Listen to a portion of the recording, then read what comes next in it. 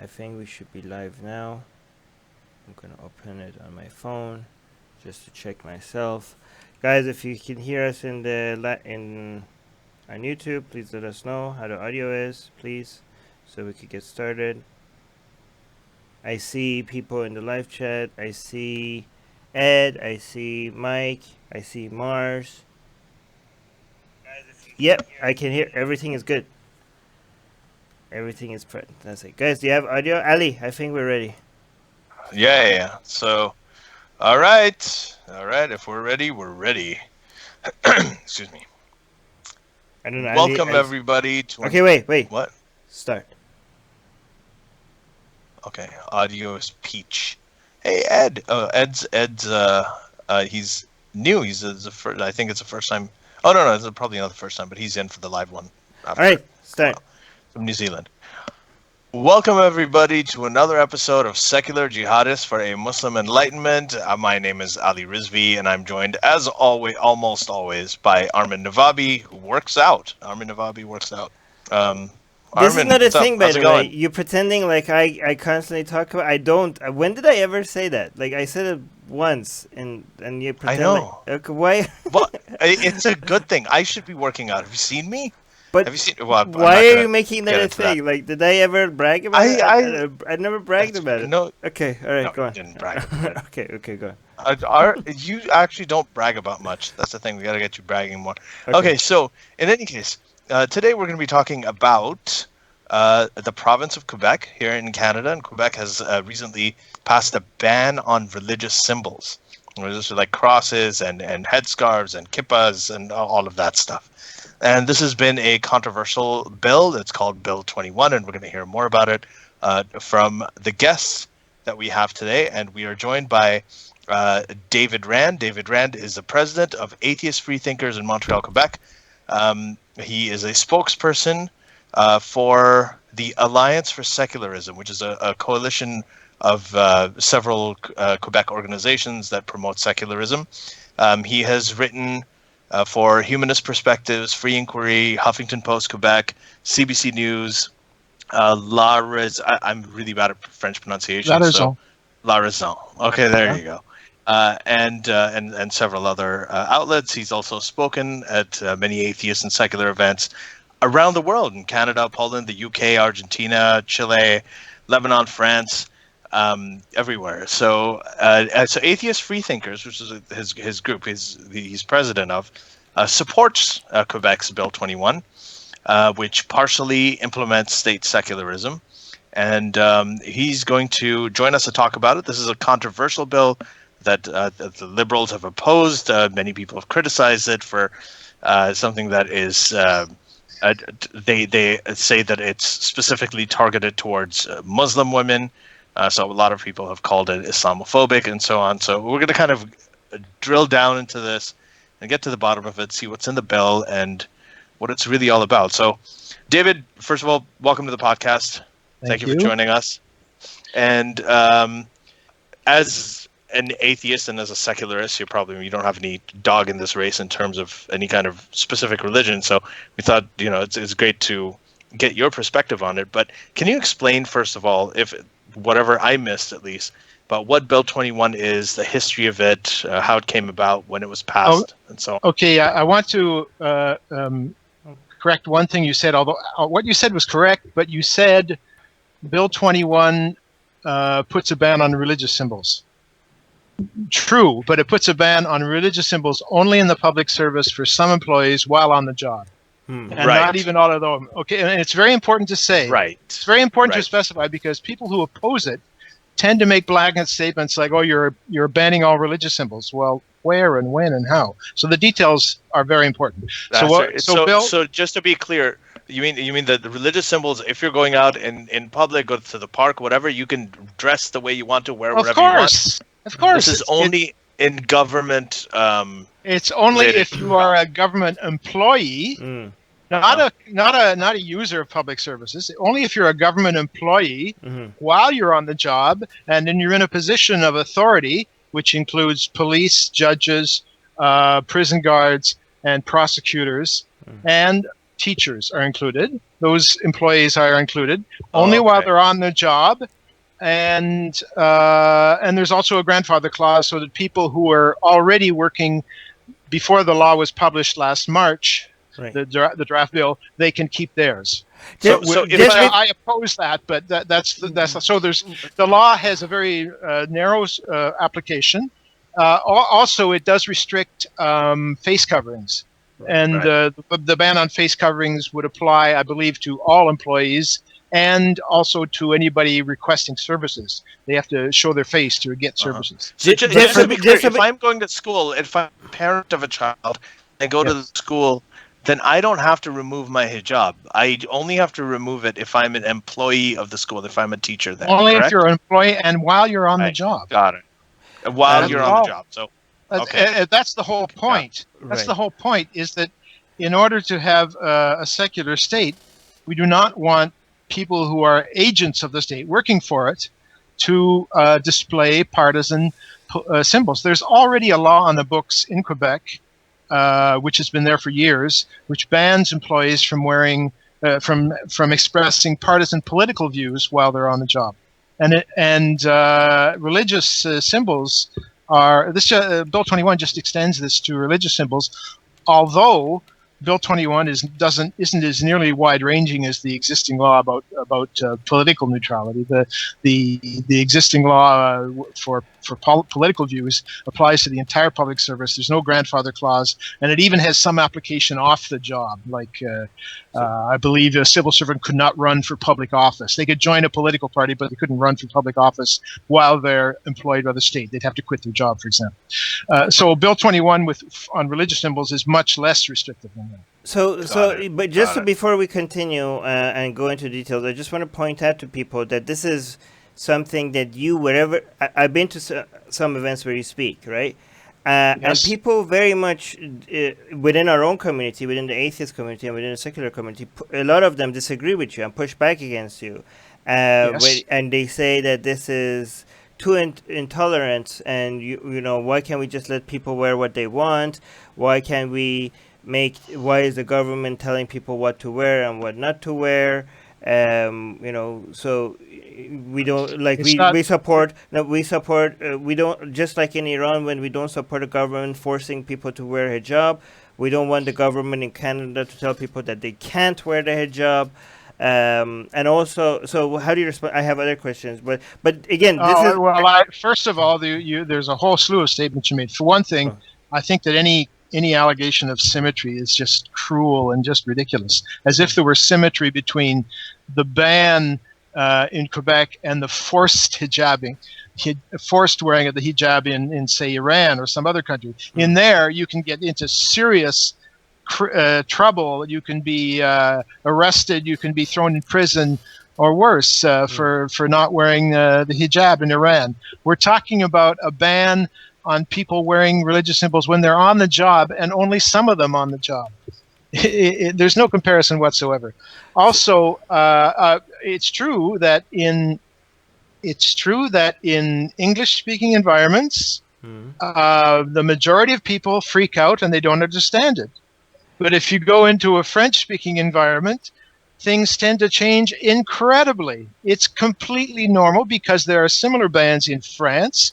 There are bans like this in Belgium and in parts of Switzerland and in Germany. There are also bans on face coverings in many countries in Europe and many countries in Africa, some of which are Muslim majority. And so banning religious symbols or face coverings are things that are commonplace, and in fact commonplace in a number of liberal democratic countries. Right, well, in addition to that, actually, in France, there at the time that it happened, I mean, there were polls that showed that up to half of the Muslim population in France supported it. So that was the point is, one of the things. Let me finish something. Okay, one of the reasons banning religious symbols is so important, and especially in schools, is not necessarily to protect us from somebody else's religion. It's to protect children from the religion of their parents. That's really important, that children be able to go to school in an environment where there are no religious symbols being pushed down their throat by the teacher. And it's probably worse if it's the same religion as their parents. By the way, just to make it clear, I'm just playing devil's advocate to our audience. Like, these are the things that I hear people push back. Like, I'm mostly in agreement with everything you're saying, but I just want to bring out these points, right? So, how would you respond to people that say, like, it's not really secularism? So, first of all, you're saying, oh, the French people, it's normal there, there's support for it, but that doesn't make it right? So, isn't the point of secularism that the government stays away out of individuals' religious choices?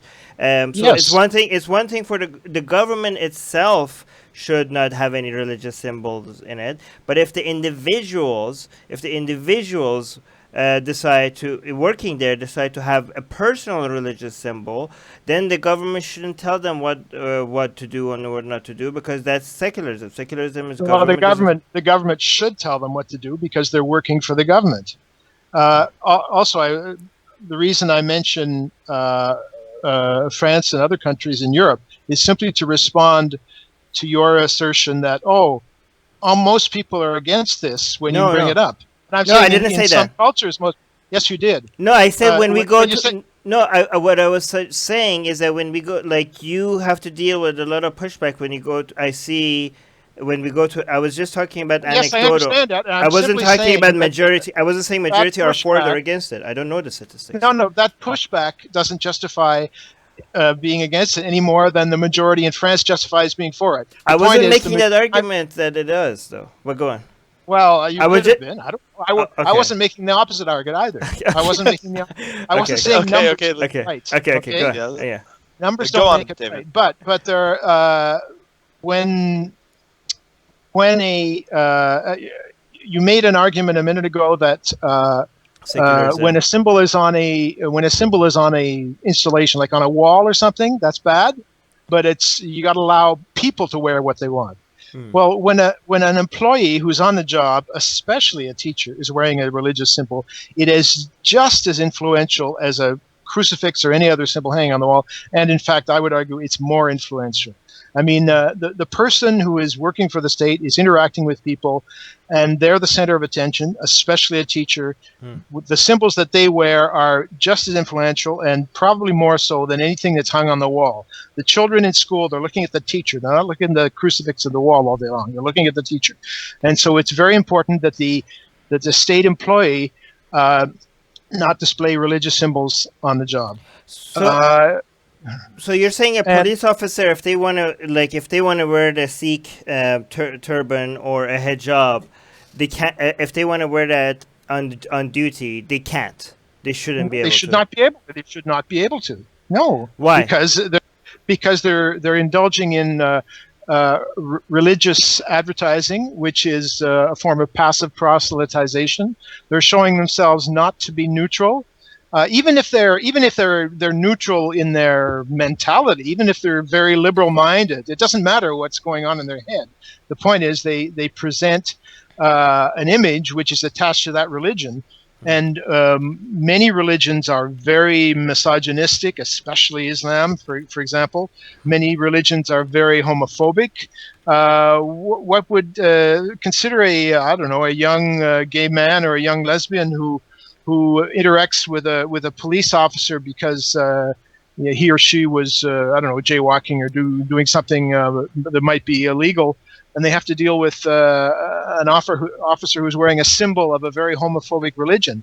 They're not going to feel comfortable, and they have good reason not to feel comfortable.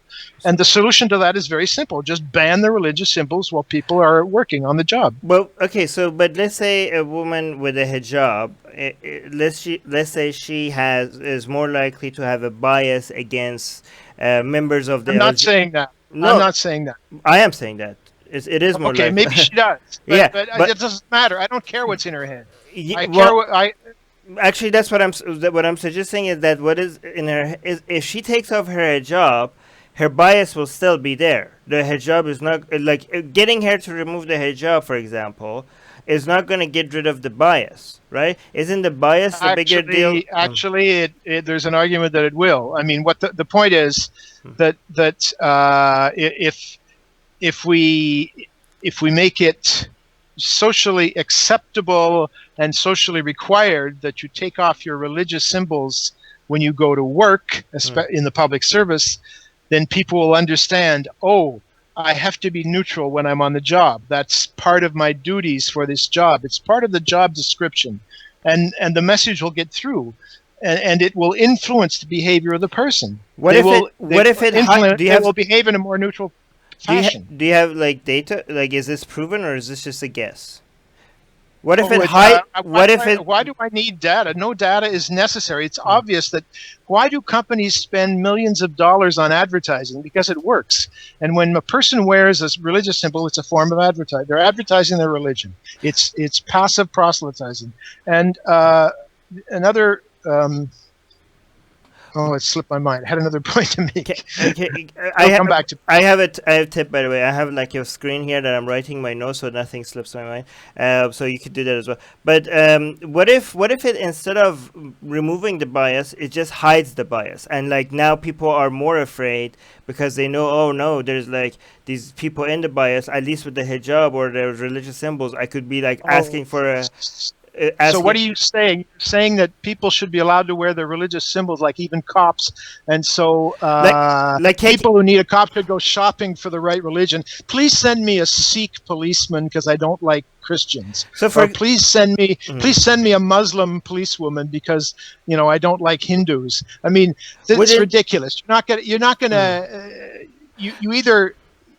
Is that ridiculous? Because, for example, in the United States, for example, they send black police officers to black communities. Like they're trying to do that to have police officers that represents the community and people could relate to with a little more and like report crimes more because they see these police officers are black or something.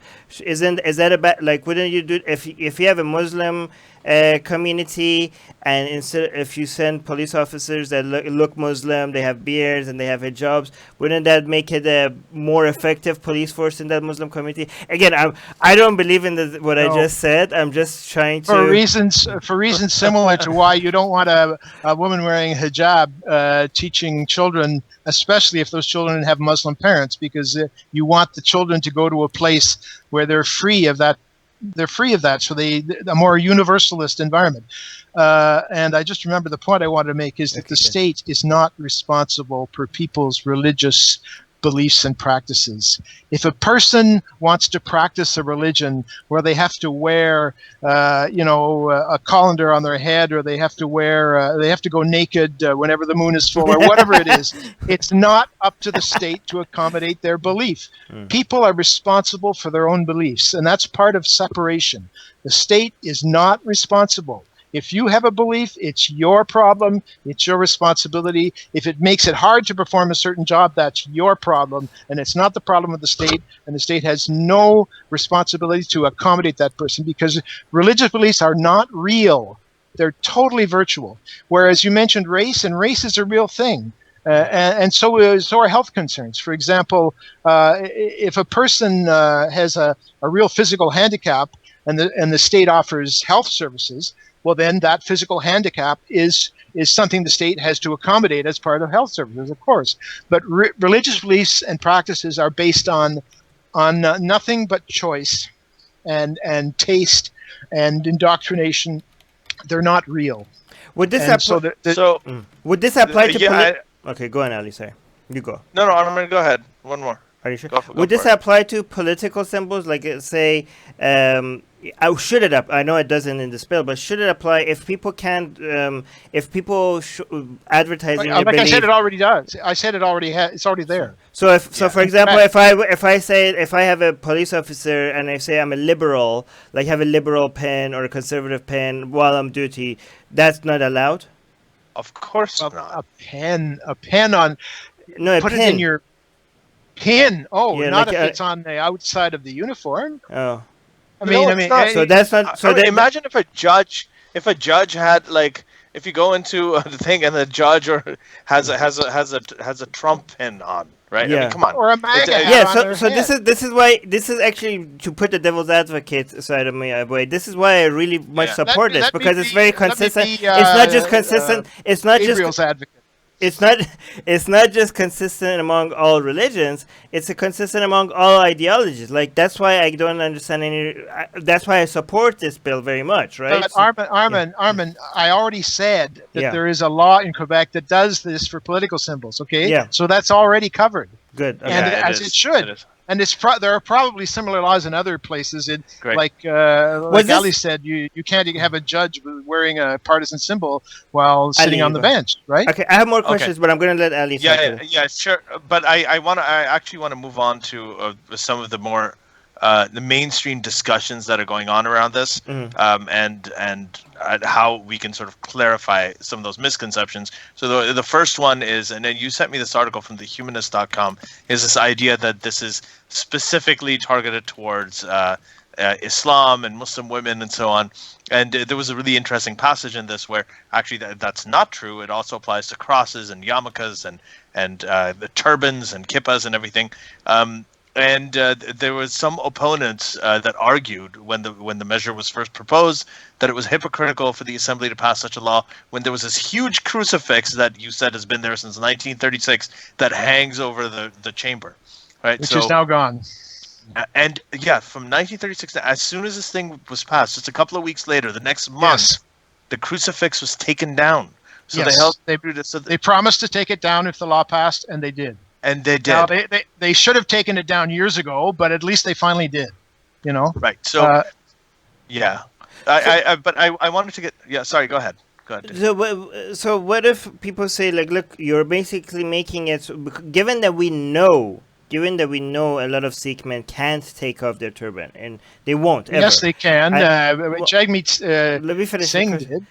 Okay, but many of them won't. And given that many Muslim Well, that's women, their problem. Well, The state is not Actually, I'm responsible. going to get to that. But let me finish the question, and you guys can respond to it. And I know what your answer is going to be, and I agree with you. But let me just make the point. And given that so many Muslim women will not take off their hijab, you're effectively discriminating against qualified people. They could have been wonderful police officers or teachers or judges or whatever.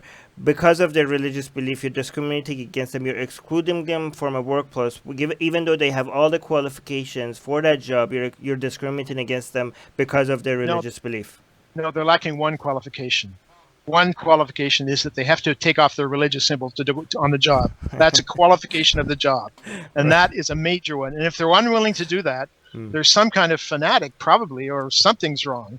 But the point is, they're responsible for their decision. If they decide they cannot take off their Sikh turban or their Islamic hijab or whatever, that's their decision, and they have to suffer the consequences, and the state has no responsibility for them being so pig-headed about a particular symbol that they should not be wearing on the job for reasons of religious neutrality. Okay.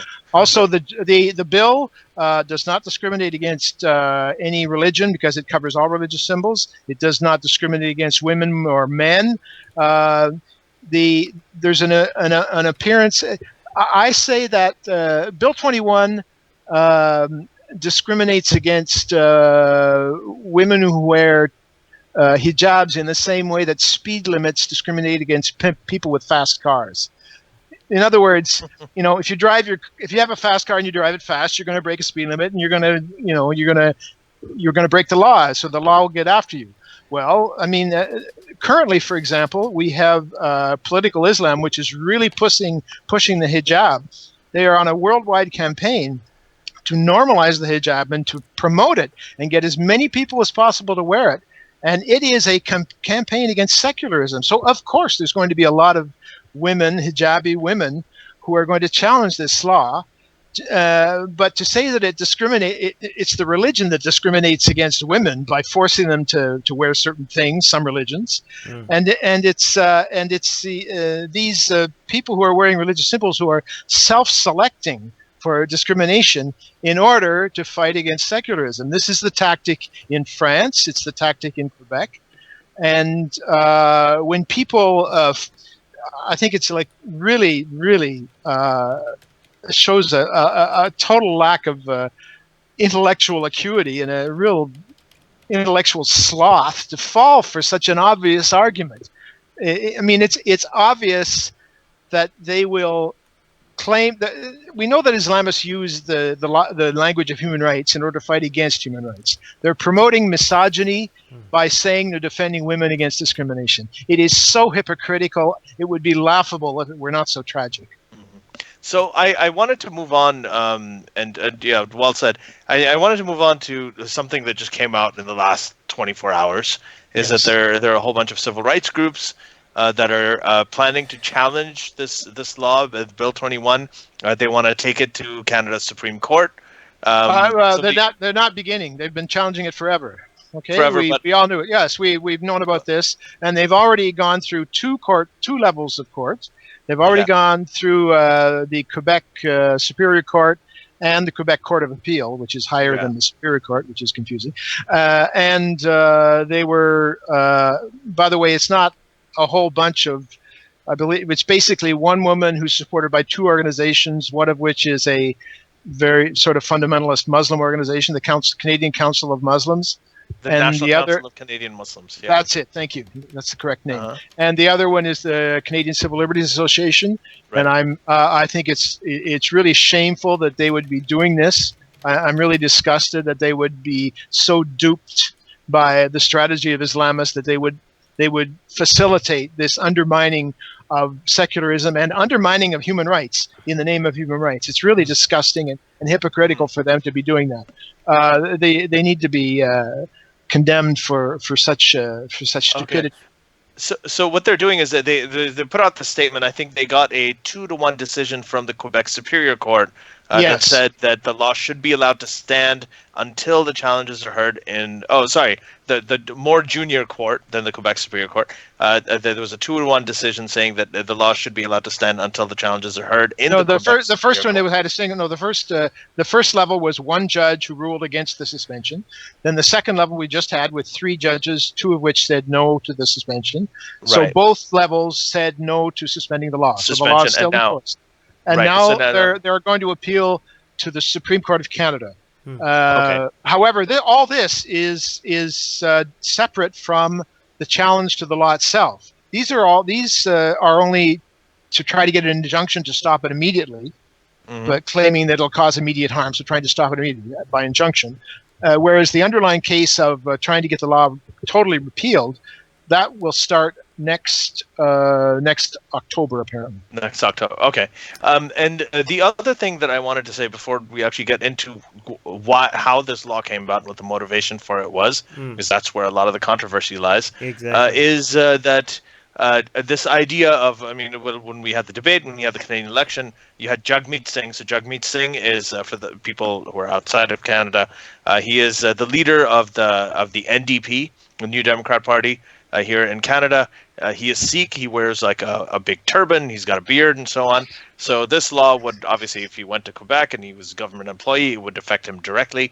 And Trudeau, both of them had this exchange on this, where both of them were opposed to the law. Jagmeet Singh for obvious reasons, but Jagmeet Singh was against federal intervention. He said that he wouldn't say that he would intervene to do anything about the law, whereas Trudeau was sort of equivocal on it and said that he would consider doing it. So so there's been a lot of controversy, and the reason this controversy is because people think that this law was motivated by a sort of wanting to mount a reaction to the Islamists or the political Islamic community who is trying to do it. So, and you said that that was half true, right? Is that part of the reason that the point? It's obvious. It's obvious that Islamists have the wind in their sails, and they're pushing hard to promote the hijab. And they've got a lot of so-called liberals and so-called leftists who are supporting them foolishly. And so it's inevitable that a law like this will affect them. But the point is, this type of secularism is what is current and accepted in the French-speaking world. And in Canada, the French-speaking world is mainly Quebec. That's where the most French speakers live. This law is very popular and among Quebecers, and having looked at both models of secularism, the one in the French-speaking world and the one in the English-speaking world, it's obvious to me that the one in the French tradition is superior. It's a better implementation because in the English-speaking world, there isn't even separation. Even though people talk about it, they don't really apply it.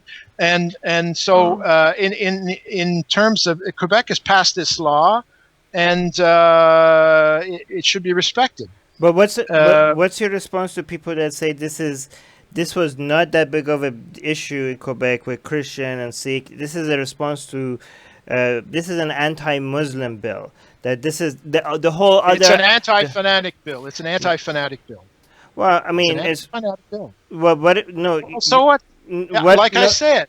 No, like I already said. Okay, but let me you know my question because you know my question because you have dealt with a lot of these things before. I've heard it a million times. But our audience might have not, so I'm just trying. So let me just say what the accusation is. The accusation is that you don't really care about Christianity, people wearing crosses or people wearing Sikh symbols. You only care about the hijab. You only care about Islam because you're a bunch of anti-Muslim bigots. That's the accusation, which I don't believe because that would be accusation against me as well because I support this bill.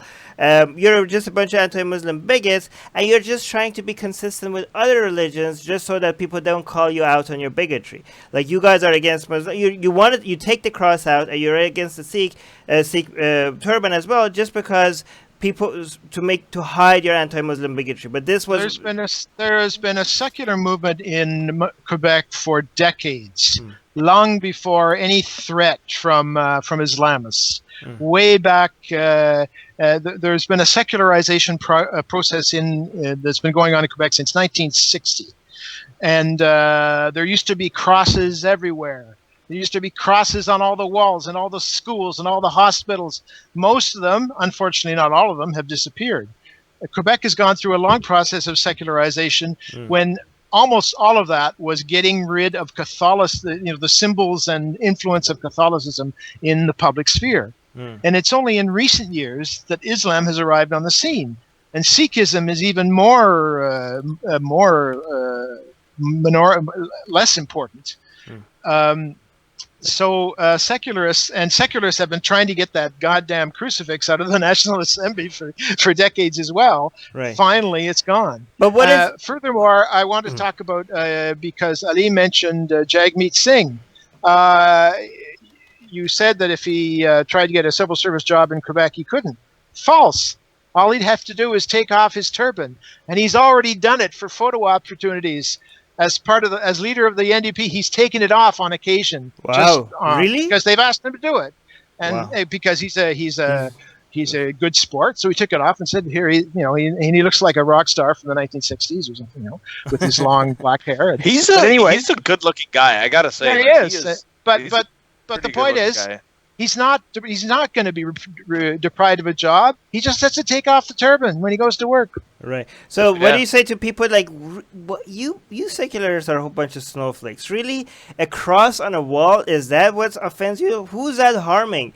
Like a police officer trying, why do you care what this person has on his head? Like really a piece of cloth around someone's head? Does that really offend you guys? You call other people that are snowflakes, but you yourself I understand the accusation. May I answer before you go on? Yeah. I'm really enjoying this. No, it is because it's not a question. It's an accusation, and it's basically psychologizing the question.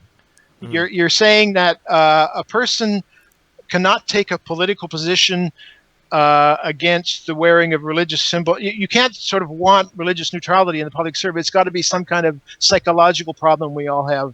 As a matter of fact, one of the judges in the latest court case, the one who voted to suspend the law, fortunately she was outvoted, she said that people who are against the law have visual allergies, like they're allergic to religious symbols. Once again, psychologizing as if it's a personal problem on the part of people who are against the law. The point is that symbols have meaning.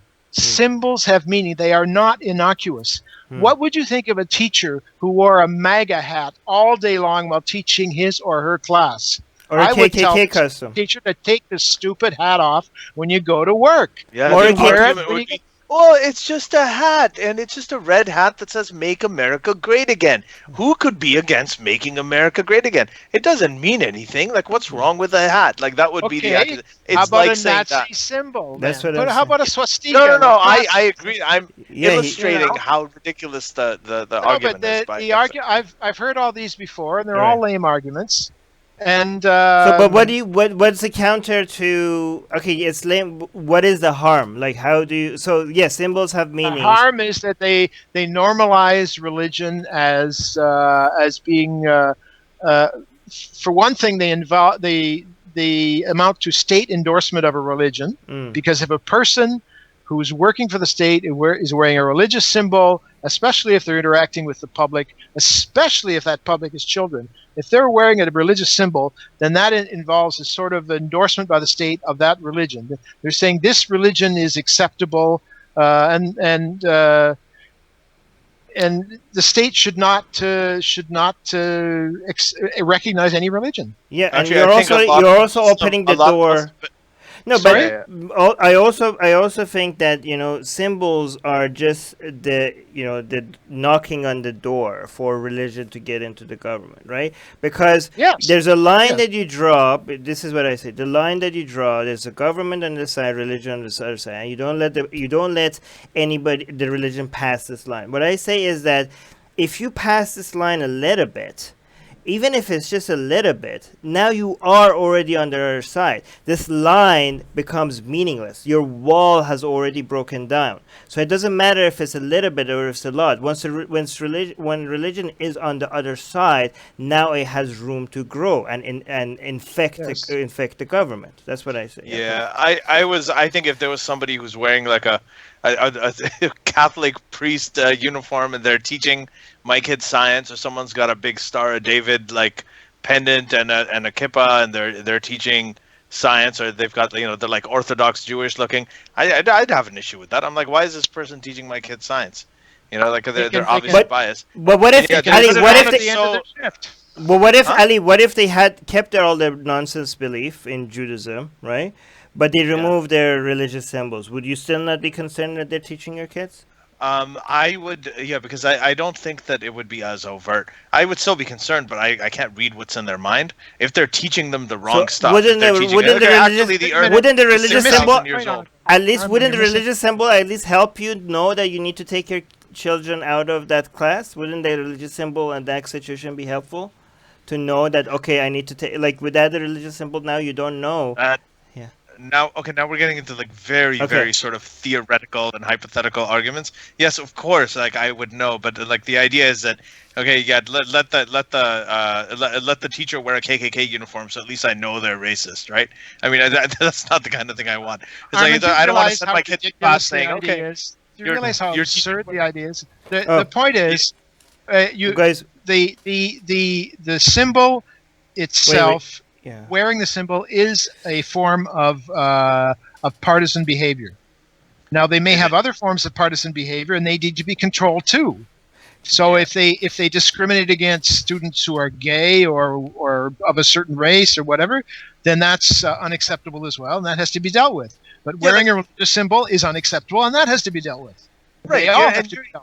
You're selling something, right? You're selling something. It's right. Plugging, like, if you're come in wearing a shirt saying, "Okay, eat a Chick-fil-A" or something like that, right? I mean, there's a lot of people would get people's opinions. People get upset about it. I mean, there's I think that you're right. Like, I don't think that in the narrow application of the law, as you're saying, I think that it's completely reasonable, but I wanted to segue right now to something that you talked about earlier, and that is the French-speaking world and secularism in the French-speaking world versus the English-speaking world. So you have this concept of laïcité in France, right, which is a much more sort of stricter form of secularism than, say, the American version. Well, it's more coherent too. It's more coherent. Well, that's what I wanted to get to. So the American version is more sort of tolerant of religious freedom, because America is just generally an excess of tolerance is not a virtue. Well, this is a question, because in the U.S., if you ask people, like when you poll people in France about whether they should ban the burqa, right? A majority of them say yes, you should. And you poll the U.S., should you ban the burqa? It's like 20%, because there are a lot of religious people who just they have a completely different view of it, the thinking about it.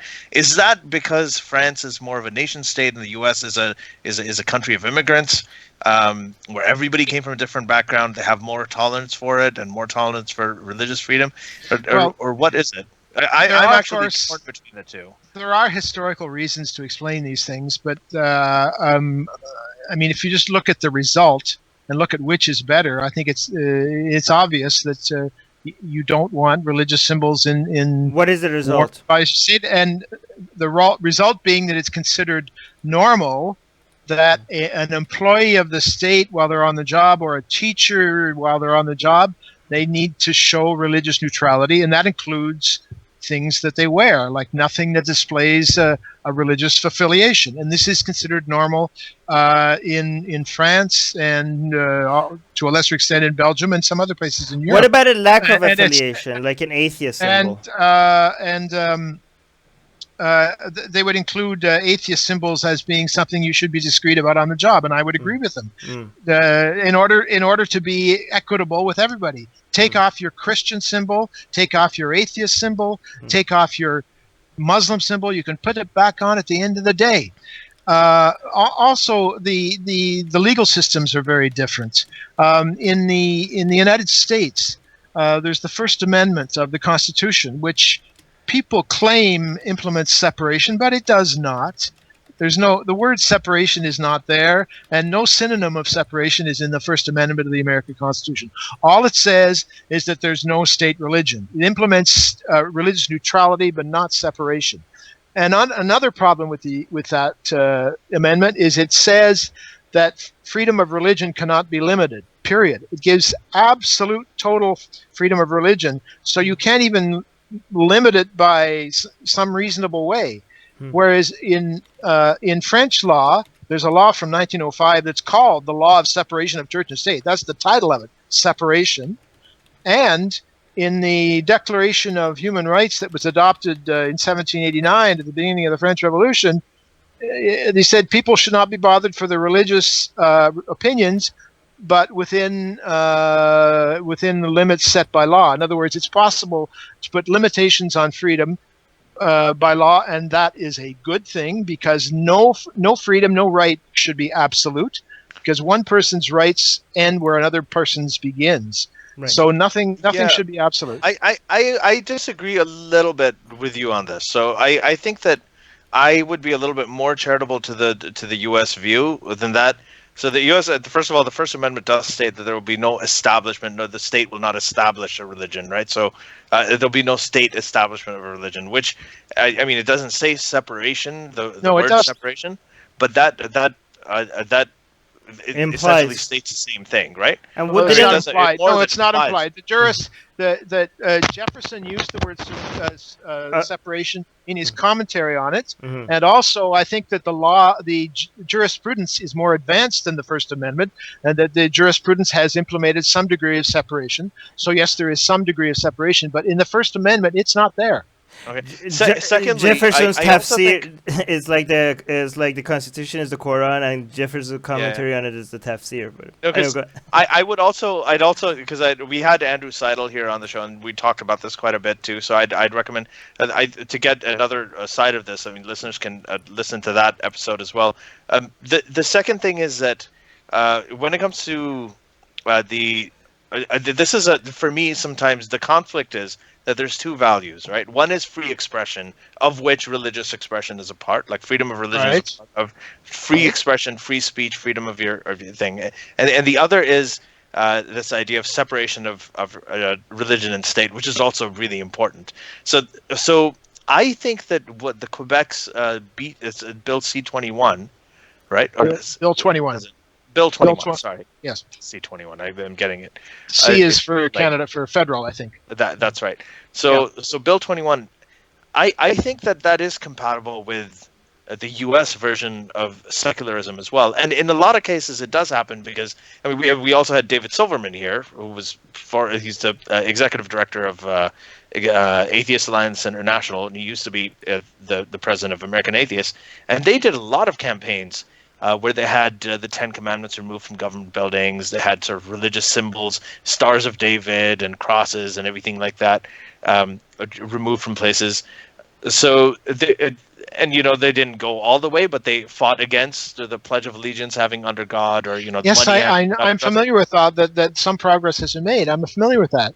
But I'm saying that constitutionally, the United States is not secular, and there's a lot of pro-religious prejudice, which is compatible with that vision of religion, and that freedom of religion has no constraint in that First Amendment. Well, and there should be freedom of religion should not be balanced with secularism. Freedom of religion should be balanced with freedom from religion. And they are both part of what secularism is designed to protect. It's to protect people's right to practice their religion, or not be forced to practice a religion, or have a religion forced on them. That's what secularism, freedom from religion, has to be there. Secularism is not like a binary thing either.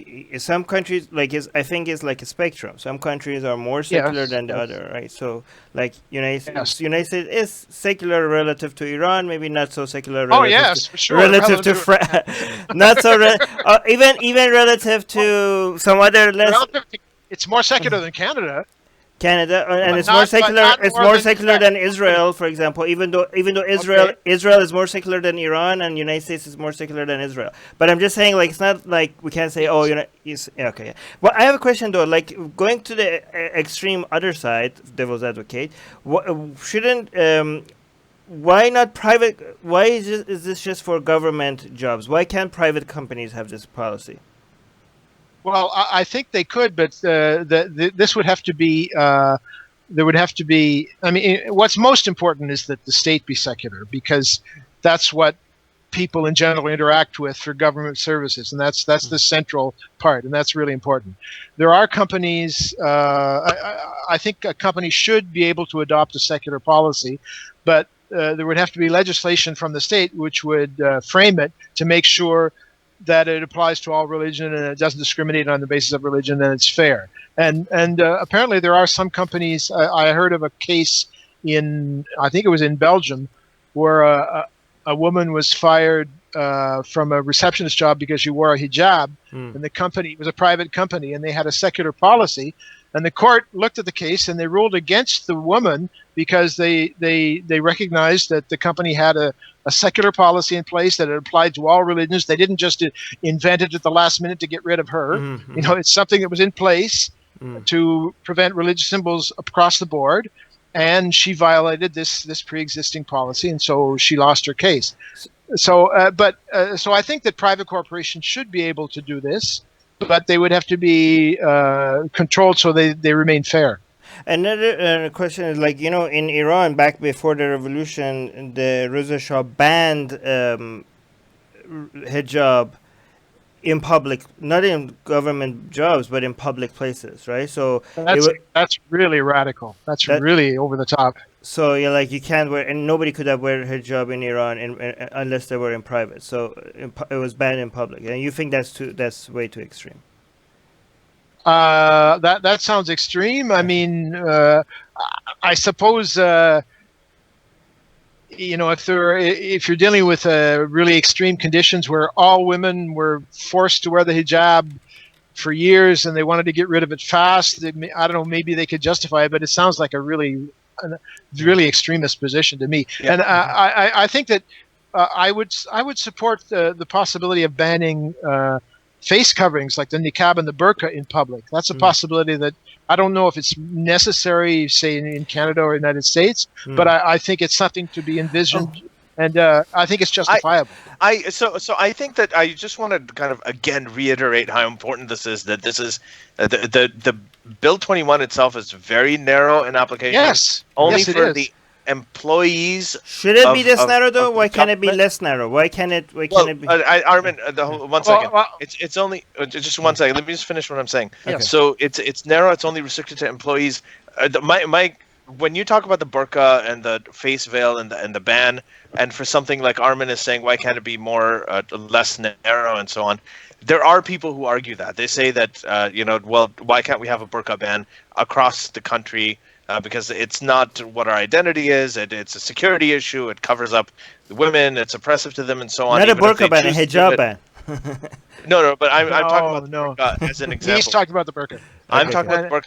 Right. But when they talk about it, the moment you ask them, you're like, what about a childhood circumcision ban? Like if there's perfectly healthy. Yes. That's a good thing. Why are you arguing for a burqa ban? And I've met people who are for the burqa ban who are almost universally against the circumcising babies against their will. Because even though that is a much more irreversible change. Yes. And that is you're violating the autonomy of that's a a child. very good point. If you are against banning, if you are for banning the hijab for children, but you're not against banning circumcision, then you're being a hypocrite. You're a hypocrite. Exactly. Yes. But actually, I think that banning even hijab should be the hijab even should be banned for children in schools. Yes. I think that banning.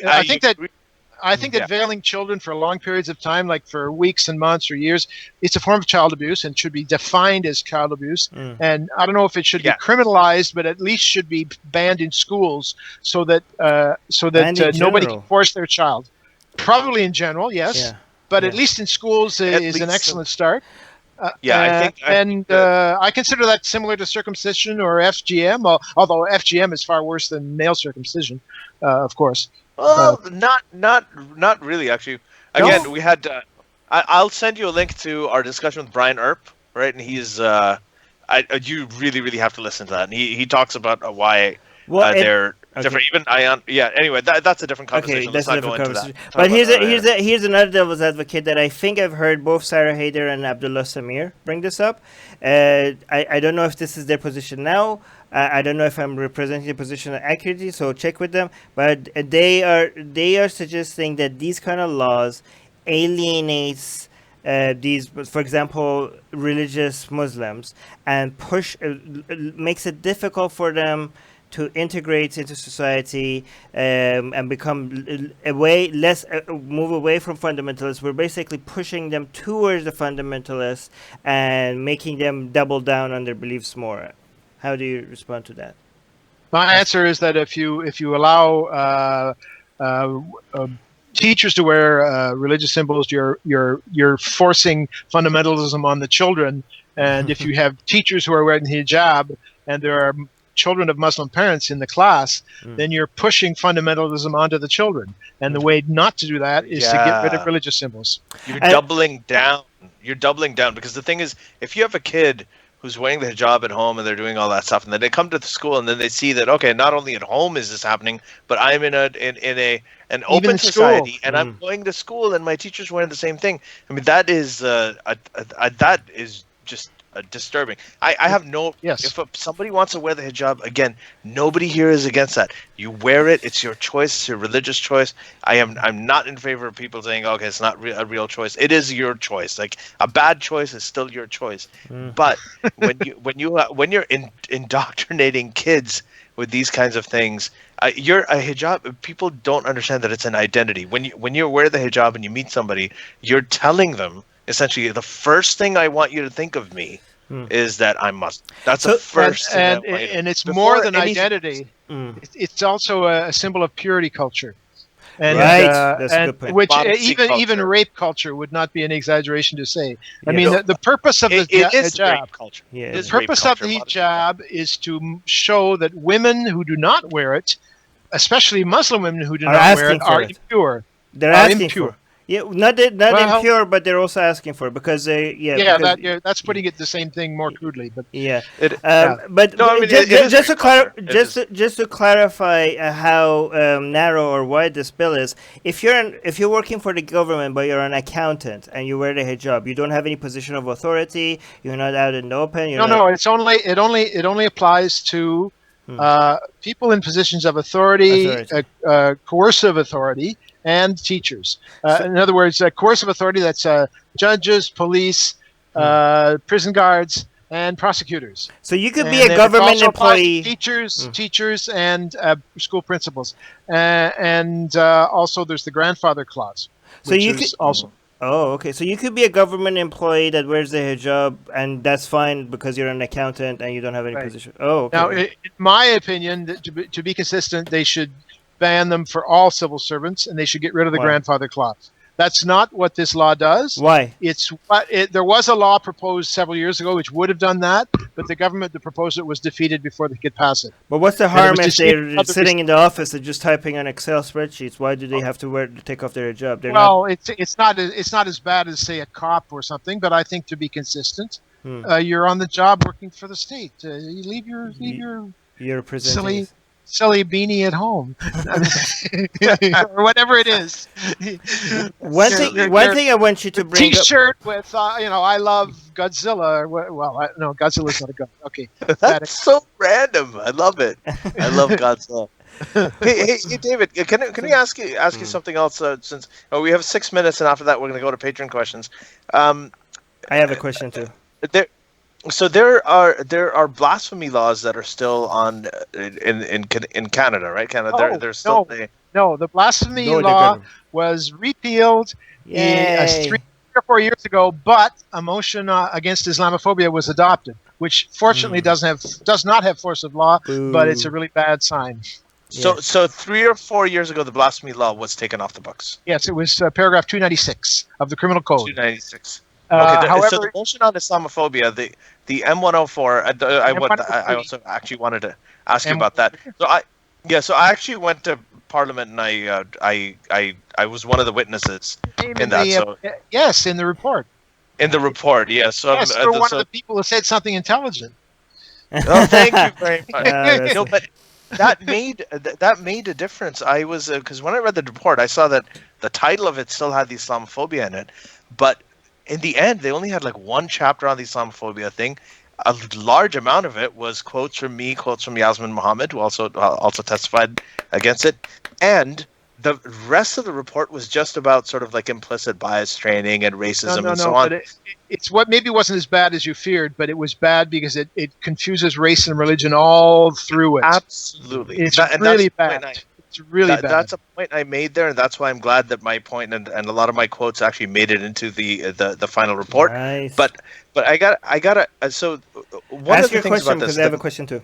Yeah, so it's a motion 104. How dangerous is that as a motion? Is it something that could turn 103. M103? Oh Jesus, I should know this. Holy fuck. Okay, so M103. Ali, so can you not swear because our YouTube video? No, because YouTube algorithm really destroys us. Algorithm's gonna, so we don't want to swear.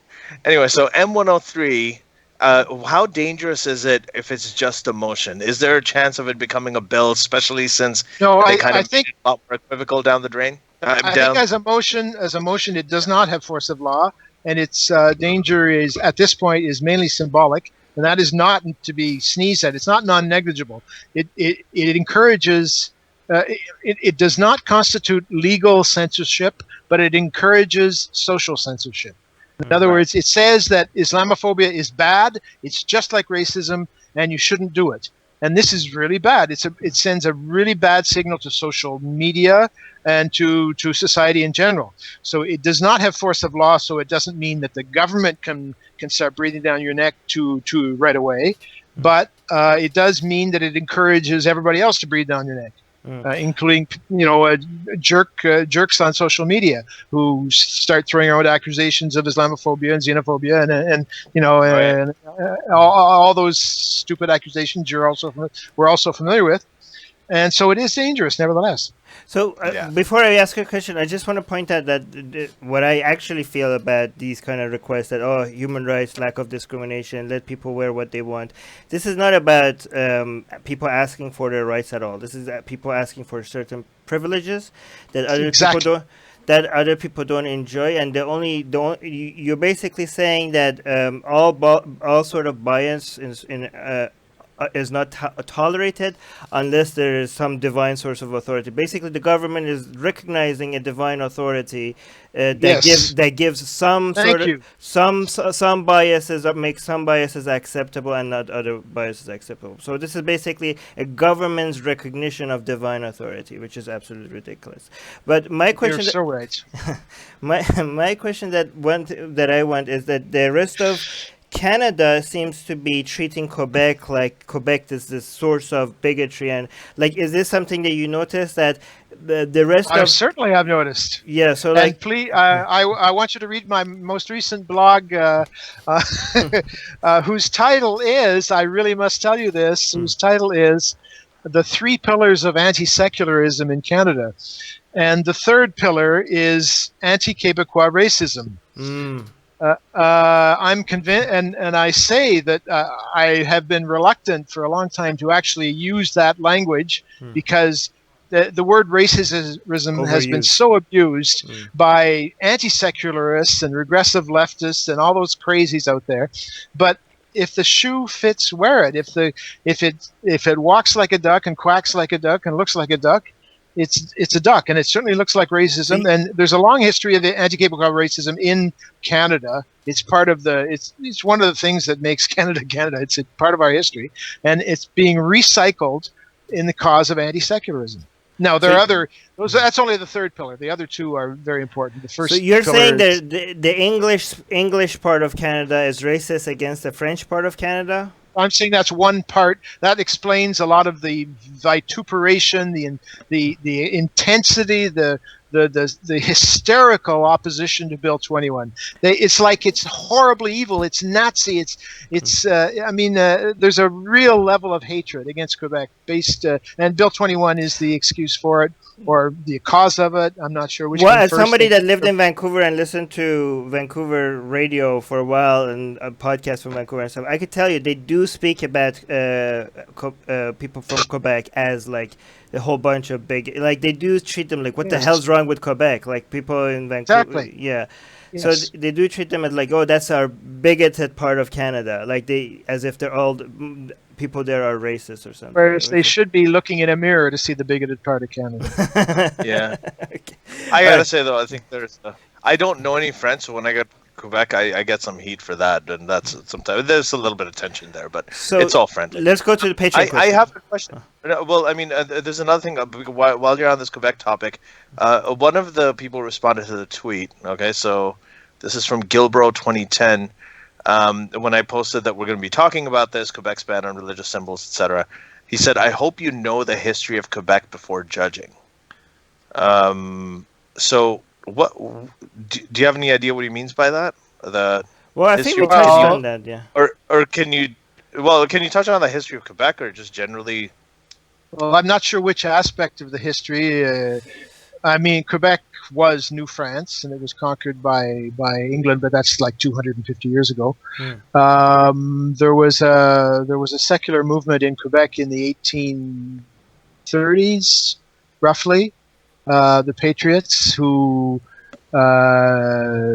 tried to overthrow the government, which was the colonial government, and establish some kind of secular state. That failed, and they were many of them were hung, or others were exiled. Until about 1960, from the period from the 1930s to the end of the 60s, Quebec was very much under the hand of the Catholic Church. It was very tightly controlled by the Catholic Church, and the government was tightly allied with several governments. The government of Maurice Duplessis was tightly allied with the Catholic Church, and Duplessis was the guy who put that cross in the National Assembly in 1936, and it was a symbol of the alliance of the government with the Catholic Church. And it's ridiculous that it took this long to take it down, but finally it's down. Anyway, when he died in, I think, 1959 or 1960, and there was a big change that started in Quebec, and Quebec started to secularize. The school system became secularized much more than it had been. It had been totally controlled by the church previously. The crucifixes that are all over the place started to come down. There were many nuns who were teachers who accepted that it was time to secularize. It was like everybody was sort of, this is what we're doing now, and they accepted to remove their habits and to dress like ordinary lay people, and That's good. They embarked as well in this project of making Quebec modern and secular. And this is also when the Quebec independence movement grew, became very important, and there's a political party. We know the history. So that's a short version of that. But that's a very short version. Yeah, well, Ali, I just want to point out that one thing we did wrong the last episode that we had, one of our patrons left a comment on a post on Patreon that said that, I'm not going to be able to be live, but this is a question I have, and we didn't see that question and we didn't ask this question. So can you take this responsibility that you actually, before the episode, you actually go and see if anybody that can't make it live, any of our patrons have left a comment that wanted questions.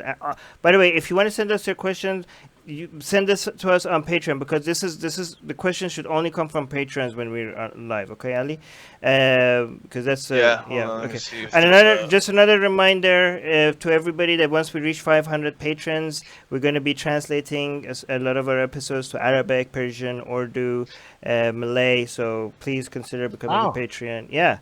The ones that we think is more important for those people to, I think we had an episode on the Quran and one episode on Muhammad. I think those are going to be the first episodes that we're going to start translating and then keep going. Yeah. But we have to reach 500. How many are we right now? 320 something? Yeah. 27 or something like that. 27. Yeah. So if we hit 500, we're getting there. Yeah, we're getting there. Then we're going to start translating our shows. Okay. Anyways, let's get to Patreon questions. Okay, let's do it now. So we have a little bit of time. First of all, you're getting compliments on your glasses, Armin. So thank you. Nice glasses. Someone is saying that you're trying to be like me. Are you competing with Ali Rizvi? Yes. And I said I'm not going to do that. Not until I start working out as well. It's not going to be even. But in any case, so we have Ed Ammon. He's asking that one of the questions already answered. So he's asking, what is a possibility of this law being debated in other states of Canada? So I guess he means provinces. I mean, we've got it in Quebec, but what about Ontario? We talked briefly about that, but do you think that something like this will get picked up in places like Ontario or BC or? Short answer is no, not a chance. In the short term, no way. The opposition of all the political parties outside Quebec is just over the top. Provinces and cities have been passing resolutions against Bill 21 as if, like most legislation they don't give a damn about, but this law, they're passing resolutions against it. And it's just a level of hysteria that's it's just extreme. And so there's not a chance in hell in the short term that anything similar would be adopted in any other province. And they're doing everything in their power to kill it in Quebec. Wow. Right. Okay. So I have another question that's sort of related. So one of the arguments here in Ontario, and this is kind of, I somewhat agree with it, is that in Canada in general, the Islamist threat, as you were calling it, has not been the way it's been in France or in the UK or even in the US. So we've had overall the Quebec City shooting, the shooting at the mosque, where the guy went and killed 6 Muslim people.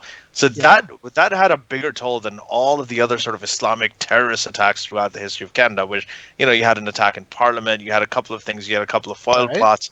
So one of their arguments is that, Quebec also has a lot of sort of anti-Muslim sentiment, and you had the Quebec mosque shooting, and they're banning the people wearing hijabs and all of this stuff. But the rest of us, we don't have that problem. So there must be something that's related in Quebec when it comes to that. What they have outside Quebec is political leaders and media who are unanimous in their opposition to secularism and who will not allow any kind of debate, any kind of questioning of their, it's what they call in French la pensée unique, the unique thought, the one party line. As it turns out, a recent poll showed that 38% of Canadians outside Quebec are in favor of a ban on religious symbols, such as Bill 21 does. And if you put Quebec back into the mix, it goes up to about 45%. In Quebec alone, it's like 70% or something. So there's a lot of Canadians, not the majority, 38%, pretty large minority, who would be in favor, but their opinion cannot be expressed, because as soon as they express it, they get they'll get dumped on, as you know. Furthermore, I would like to point out the conditions under which the mosque shooting in Quebec City, that was a huge gift for political Islam. They're the ones who profited from it. If they'd done it themselves, it couldn't have been done better. They started proposing a day of an official day against Islamophobia, which almost got through. Fortunately, it did not. Wow. And 103 was triggered by it too. Yeah. Yes, 103 was triggered, and this act of desperation, it occurred in a period when the first charter of secularism had been defeated in 2014. And it was a government of the Liberal Party of Quebec, which is viciously anti-secular and basically takes the attitude that you've been talking about of, oh, Quebecers are all bigots and racists and Islamophobic and blah, blah, blah, blah. And this guy, this Alexandre Bissonnette, he's somebody he'd been bullied all his short life, very mentally unhealthy, and he was afraid of Muslims, and he did this act. We don't know the details because there was no trial, because he pleaded guilty, and that shut down any discussion. But that's the accusation. Sorry? Well, I mean, they're all mentally unhealthy. I mean, these are all ideologically motivated things. But to me, it seems like... No, I don't think there was a lot of idea. No, and he was not. I have heard people call him a white supremacist, and that's a crock of bovine excrement. He was not a white supremacist. He said that he was influenced. His main thing was when Marine Le Pen came and did its speech, he was very, very taken by her ideas, and he was also very taken by a lot of Trumpian rhetoric. Supremacist? I don't know. Did she express white supremacy? She's not. No, we disagree. Ali, come on, we don't agree with her at all. But she's not. I mean, I don't know, but she's not a white supremacist. The point is, white supremacism is mainly an American phenomenon, and it's and one of the reasons that white supremacism has been greatly exaggerated because Americans force their point of view on the entire planet, and so it's a big problem in the United States. So it's got to be a big problem. I've heard people say that Bissonnette. Yeah, I wouldn't say white supremacist. And that is even far right people I would say are like not an one of those sort of anti-immigrant, xenophobic. I would say that, not necessarily white supremacist. Yeah. So he wasn't even xenophobic. He was afraid of Muslims, in particular. And he could see that the government was doing nothing. One of the reasons that Bill 21 is good is that it shows that the government is responding to a need, and that is to reassure the population that it's going to try to keep religious influence out of the state, and that's good, and that should help reduce the threat of violence by people who are mentally unstable. Where I think that this works, I think it works when you frame it as, okay, you're an avid secularist, as am I, as is Armin, and what we did was, for the longest time, we've tried to keep the church and the state separate, okay? We've tried to make sure that distinction is maintained, and we've been very, very passionate and aggressive about it. And now, when we're seeing the same sort of challenges from Islam, we're not going to have a double standard about it. If it's the same kind of idea, same things happening, we're gonna do the same thing. Ali, we really need to get to the patron questions without going on tangents and other things. Next patron question is, what is the effect of blasphemy laws on this bill? This is from Matt Rose. So he's saying like Islamic blasphemy laws. There's there's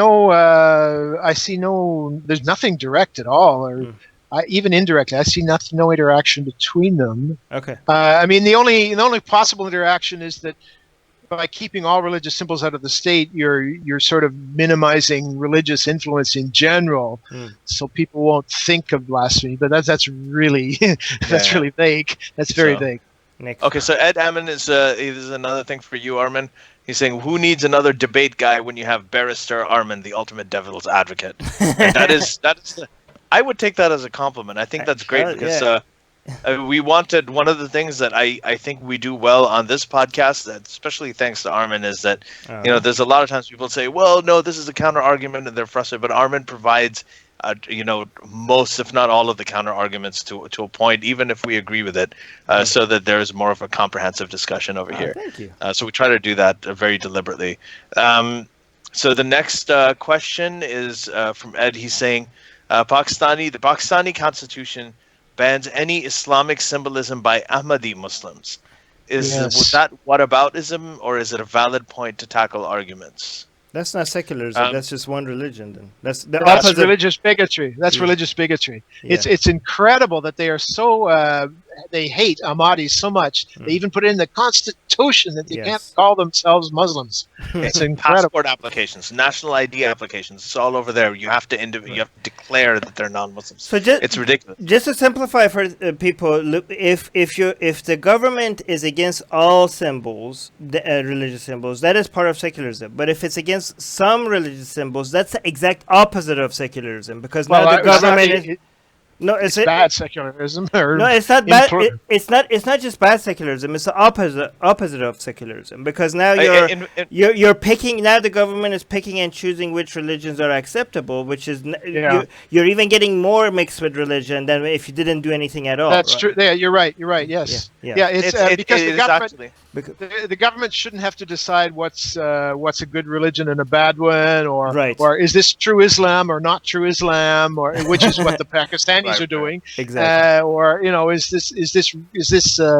this part of Christianity or not? No, all religions are. Yeah, they should have as much freedom as possible outside the state, and very little. The government shouldn't get involved in theological arguments over what's I was going to push even further and say that is actually a sign of theocracy, because when I grew up in Saudi Arabia, you could wear all the Muslim symbols you wanted to, but the thing is, you couldn't wear a cross. You couldn't even have like red on Valentine's Day. You couldn't have the Star of David. They used to cut off tips of snowflakes we made in class, like out of paper, just because it had 6 points like the Star of David. So yeah, that's actually a sign of theocracy. It has to be equal opportunity. Then we have Matt is asking, how could we pass this law in other countries? By changing I wish I knew. Please, if you could answer that, then that's amazing. Like, you tell us. He's also saying, what should the rest of the world do to encourage the government on applying this type of bill? The thing is, you have grassroots movements, right? You have things like that to lobby for it. I have a good answer. I have a good answer. You support activism. For example, you can support this show. You could become a patron and support your other favorite secular activists, and that's how you make change. Yes, good one, nevertheless. That's what is the question? Yeah. How can you get this passed in other jurisdictions? In other countries. Yeah, in other countries. Right. Well, I think what you need to do is study, encourage people to study secularism historically, and to study its various implementations. I have taken a look at how it's evolved in English-speaking countries and French-speaking countries to some extent, and that really sheds a lot of light on the whole question. And so, if people were try to read up on, to educate themselves about secularism and the various definitions of it, and the history of it, I think that would help. That would inform them. This is why before we went live, I was asking you if we could come on Atheist Republic, where we could discuss the history and different versions of secularism on a show on Atheist Republic. So so we could summarize that for people on a YouTube. On Atheist Republic's YouTube channel. I think that would be good too. Okay, anyway, we're going to move on. Last question. So Ed has actually a really good question. Do you think people in their heart of hearts believe this is a good rule, but then to appear virtuous to others, they are compelled to argue against it? I have seen that a lot, actually. in especially in Sorry, Ontario. the sound cut out. A lot of people, in their heart of hearts, they really think what?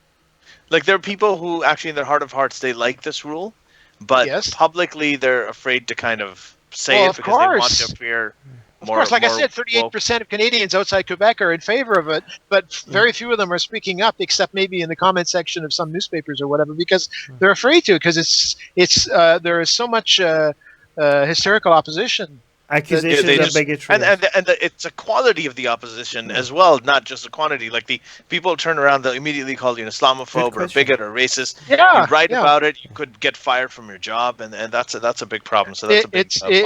It's horrible. Can I get you before we then- go off? Can I get your confirmation that we will have that episode on the history? Because I'm very interested in getting educated and educating other people on the difference between secularism in North America and laïcité and all of that and the history of Putting it. him on the spot live. He can't say no now. No, can you? Are you asking me? Yeah. Can you commit to that? Yes, the answer is yes. Okay, great. Okay, good. Fantastic. You got lucky. Yeah. Okay, so. Just a couple more. There's no more question. That was the last question. Yeah. So Ed said, "God damn it, get on that Patreon." Yes, Ed. Thank you very much. Yes, everybody, become a patron. Become a patron. Sign up for it. It's really good.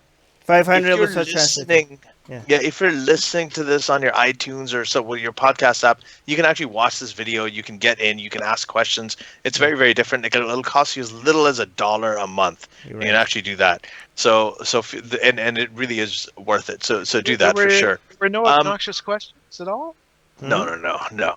Well, Michael is saying there is a point of contention here. Michael is saying if Le Pen is not a white supremacist, I don't know who is. Well, maybe she is. I'm badly informed. I don't know, but she's a right winger. But I don't know if she. Yeah, I don't know if she is as well. I'm just saying that people we should be careful. She might be, okay, I don't know, but I'm just saying that people shouldn't just assume that it's somebody that even if they're far right, even if they're extreme far right, that doesn't necessarily make them a white supremacist. I mean, if exactly, yes.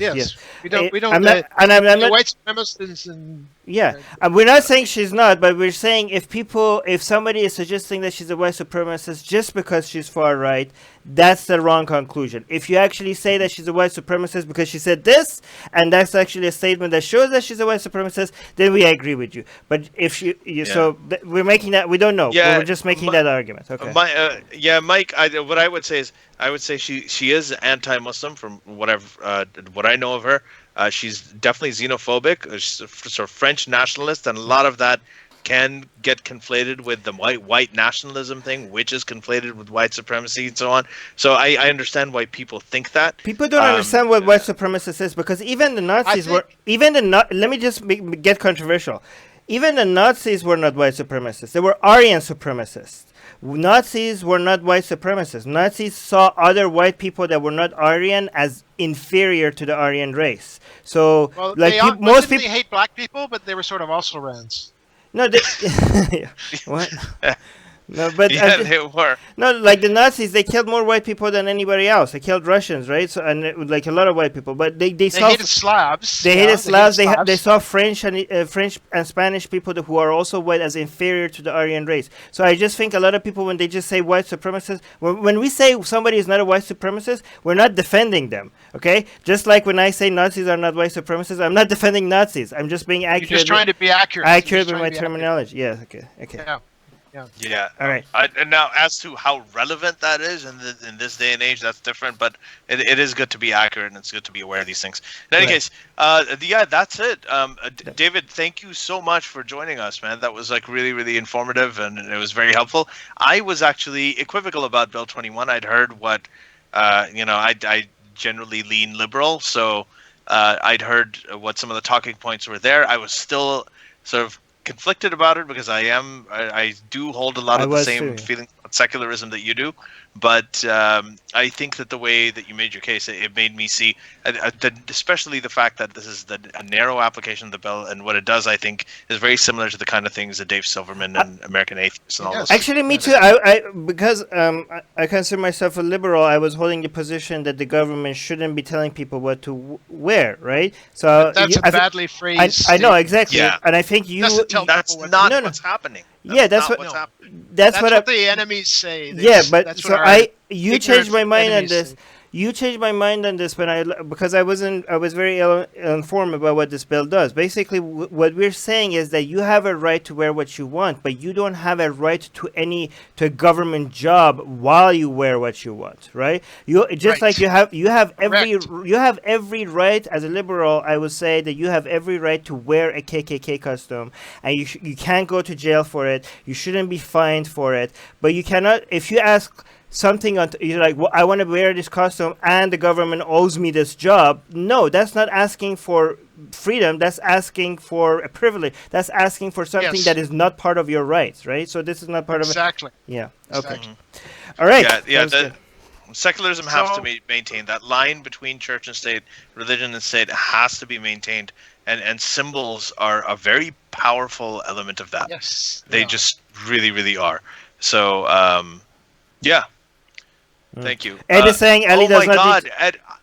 I Ali- have to read this. Ed Yeah. just said, by the way, Ali does not need to work out. He is a godly specimen. You know who would totally disagree with you is my wife and virtually everybody else I've dated. But thank you so much. I feel like we need to meet in person and just hang out with each other and nobody else. Right. Thank you, Ed. Mike is saying live long and prosper. Live long and prosper. you. Everybody, thank you very much for joining it. Today Oh, Mike is the is day also we're actually saying- recording it on the day that Trump got impeached. So despite the fact that there's all of this stuff going on and everybody's away, we still have quite a few patrons who attend this live Thank stream, you so much, guys. which is amazing. Yeah. So By the way, Mike thank is you also very saying much. he's on your side on this. David. I think most of our patrons are on your side. David. I agree with you on this, David. So Last final question before we let you go.